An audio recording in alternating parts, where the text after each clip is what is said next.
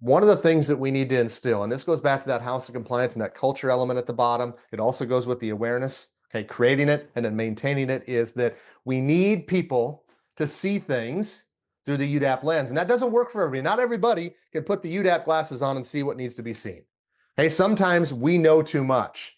Okay, compliance is pretty good at putting the UDAP glasses on and seeing what needs to be seen from that perspective. But what I'm talking about is this: when you have new product groups or product change groups, change management groups, implementation groups, whatever it is that you're doing, where you're getting together and you're going to move and shake, okay, whether it's something new or you're changing something that's already existing, somebody at that table, somebody should be invited, not to create and get excited about what's new and what's going to change.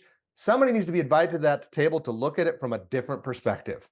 Okay, the perspective of the cracks, the chinks, the what's not being said, the what's confusing angle. And I've heard a lot of banks over the years say this, that it's really hard to find that person inside your building, because you're all bankers. Okay, and you might invite somebody from another banking department within your bank, but when they sit down at the table, what are they still at heart? They're still a banker, and so they see things from a banker's perspective, which means they miss the cracks and the chinks in the armor. They miss the what might not be understood from the perspective of a reasonable customer, right? Which is really low bar. Bankers are smart people.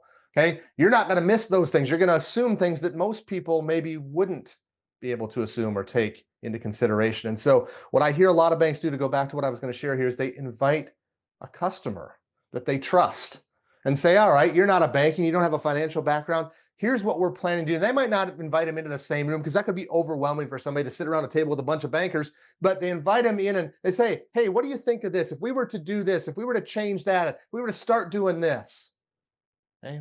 Or maybe put the advertisement in front of them, the product write-up, and say, do you understand it? What don't you understand? What we miss? What doesn't make sense?